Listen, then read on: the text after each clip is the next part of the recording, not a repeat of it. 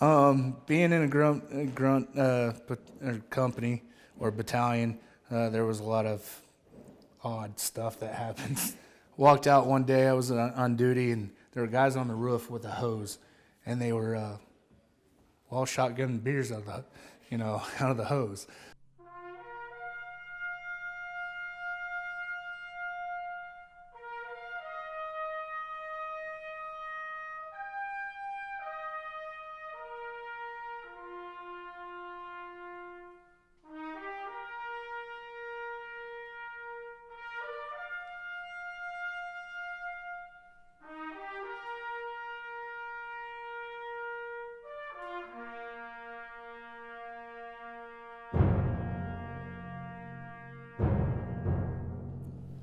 Afghanistan was a whole different world. It was a combat zone, obviously, and you were working with a very foreign culture.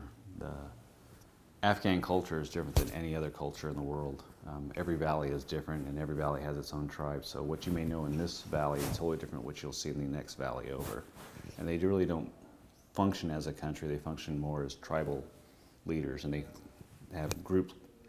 They believe in group governance with shuras.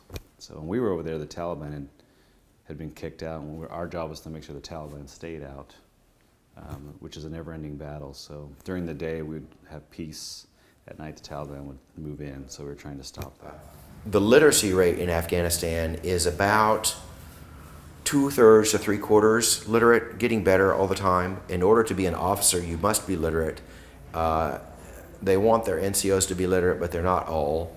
One of the interesting things that I learned when I was there was that if you see someone with a pen in their pocket, that means that they're literate, that they can read and write, and they're proud of it. They're showing off the fact that they can read and write. When I went to Germany on that first assignment, I was assigned to the 2nd Missile Battalion, 86th Artillery. That is a corporal missile, intermediate range missile unit. This was before the 2-man rule as relates to nuclear components. I had custody of 13 nuclear warheads, personal custody of 13 nuclear warheads. So what was it like to have that responsibility? Every time I went in the vault where I stored them, I developed a headache and my nose ran. Because it was an awesome amount of power to be able. Mm-hmm. The smallest one of those nuclear warheads was larger than either Nagasaki or Hiroshima. One morning I got ready to go down the road on a mine sweep, and I had learned that if nobody was walking on that road, and there was no kind of traffic at all, then I knew there were some mines out there. And when I was digging up the third one, I noticed this older gentleman, native, and his oxen pulling his cart. And when I dug up that third mine, he gave me a thumbs up, or a signal, and a big smile on his face. And that basically, I still swept the road, but that basically told me that was the last one. One time we were out and they sent me with them. They had some students that were going into the recon business. So they gave me 4 students. So it was me, 4 students, and a Vietnamese. And it was kind of funny. We were on recon. All you carried was bullets and water. And very little, nothing else hardly. All just bullets and water. And maybe a meal or 2. And for some reason, you never had to go to the bathroom. You just only had to stay for 5 days, and I guess you couldn't get too buggered up. Anyway, this one guy had to go to the bathroom. I told him, okay, go back over there. So at night, we always slept in a circle back to back. So he went back behind the bush there. All of a sudden, had a firefight right there. And this guy had ran into him, and I taught these guys how to shoot quick and accurate. And thank God he did what I told him to do. The guy got off the first round, but he got off the first hit rounds. And he never got hit, but he got this guy from a squat. Like, did you ever experience any fear, or is it? Not a moment. Not a moment. I'm a good Christian, and I believe that God was protecting me. And I never got a nick. I recall one day standing in Way. The North Vietnamese had hung a skeleton. They'd overrun a medical school. They'd hung a skeleton in a tree down on the bank of the Perfume River in a park. I was doing work that day trying to find out who was missing.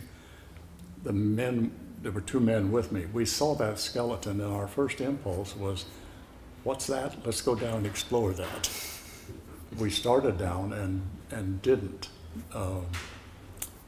If you're shot at, depending on how far from your head and ears that round comes, it makes a different noise. Mm-hmm. And on the way, working our way down to that skeleton, I heard the noise overhead, the hissing overhead.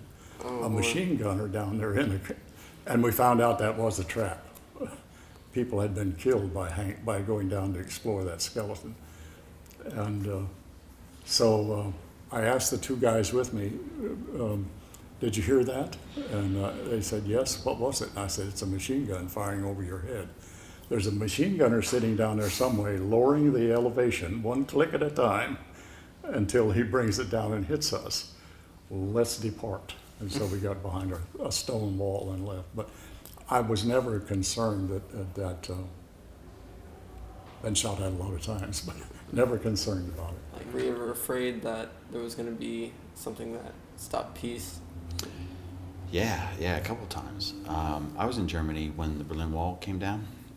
So this was still during the Cold War period of time where you would have the Soviet Union and communist society, and then they basically controlled a lot of these Eastern European countries, whether it was Hungary or Romania or East Germany, and they were right up there on the East German border, and we were there on the West German border. So the idea was we were supposed to defend Western Europe in case the Soviet Union invaded. And throughout the 1940s, 50s, 60s, you'd have occasionally one of these countries would have some kind of revolt, or the people would rebel against communism. The Soviet Union would come in and tamp it down. They would just smash the revolt and they would reassert their control. So when I was there, we started having more of these kind of revolts. People wanted to get away from communism. They were protesting against their governments, and it was happening in East Germany too. And we were watching this in West Germany thinking, okay, well, there's no way the Soviet Union's going to let this happen.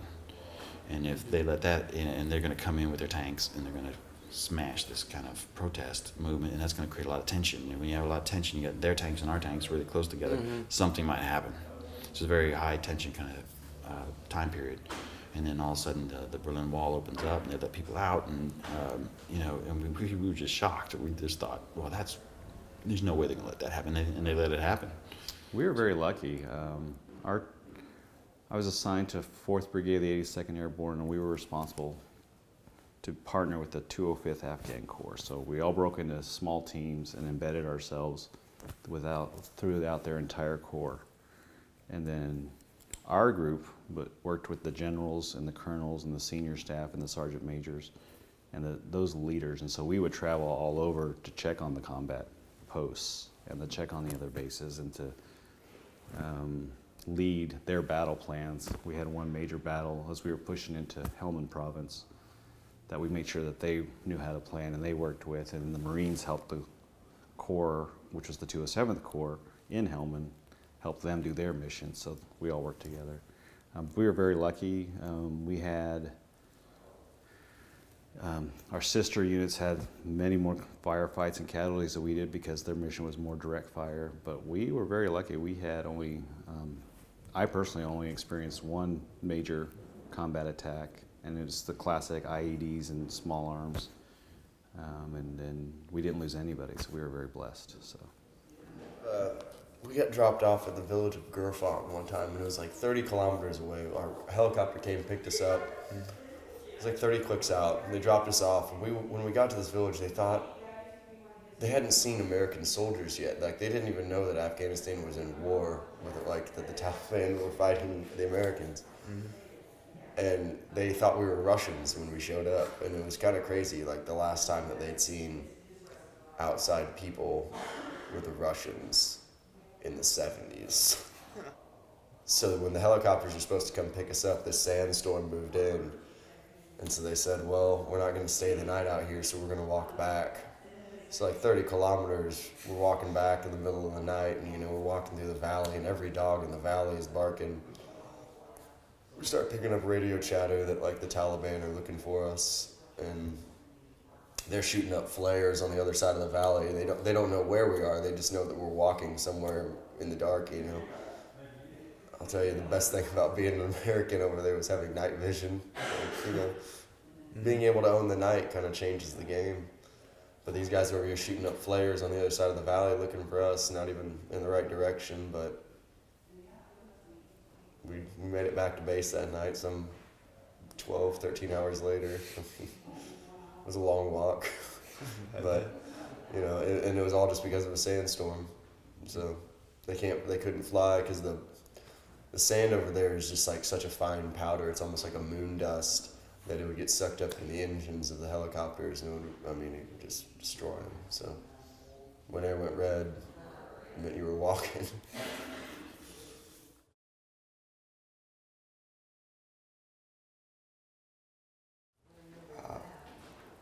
What are some life lessons you learned from the military service? Well, Drill Sergeant Fisher, he taught me 3 rules to live by pretty early in my military career, and, you know, these were rules that I've adapted to my life. But rule number 1 is always look cool. Rule number 2, never get lost. Rule number 3, if you get lost, revert back to rule number 1. And then Sergeant Michaelak, he gave me a piece of advice one day that sticks with me now. But I remember our first sergeant had just been chewing everybody out. I don't know what we'd done wrong, but I remember he was just yelling at us, and he was mad at the whole company. Just chewing us out, and he was just hot about something. Anyway, I went down to Sergeant Michaelak's room, and he said, "White, let me talk to you for a second." He sat me down, and he goes, "You know, no matter what you ever do in life, you're always going to get yelled at. There's always going to be somebody above you. There's always going to be somebody's always going to be your boss. It's just how you deal with it when they're done yelling. Either you walk away and you be mad too, or do you walk away and just take it at what they just said to you? They just said it at a louder tone of voice." And I've really applied that to my life. I think it's very important for all of us to have the idea that we work for a greater good. My life is important because I have the opportunity to influence others for the good of our whole society.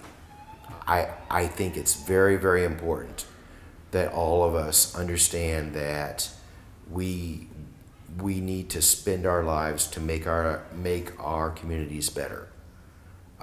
It's a wonderful thing to say our nation is going to be better because of X, but the amount of influence that I can have over my nation is small.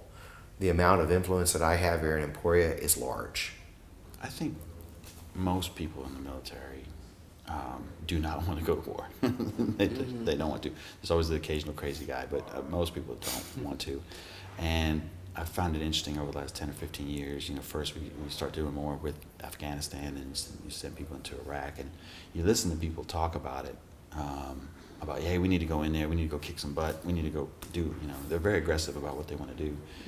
And my thought has always been, well, that's because you don't have to go, you know? Maybe that's not your child that's going, or your brother or sister that's going. You know, my friends are going, you know, my brother's going, you know, maybe it's not you or your kids. So I've always found it interesting. You have to be very careful, I think, about how aggressive you are about applying military force, because those are real people's lives, and it's a very dangerous situation. People get killed. It needs to be a last resort. You know, get out there and serve. I mean, it's a lot of fun. You meet some amazing people out there. You know, you get to see pretty cool places, You know, you get to do pretty cool things and see a lot of things you wouldn't get to normally see as a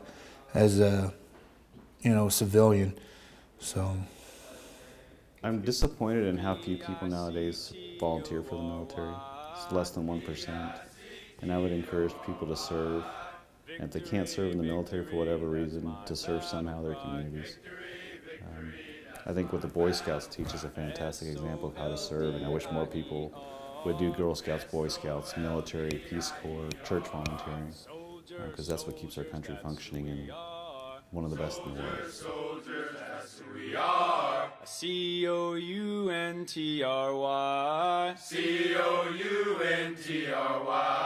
For duty on our country, I'd give my life. For duty on our country, I'd give my life. C-130 rolling down the strip. C-130 rolling down the strip. Airborne Ranger on a one-way trip. Airborne Ranger on a one-way trip. Stand up, hook up, shuffle to the door. Stand up, hook up, shuffle to the door. Jump right out and count to 4. Jump right out and count to 4.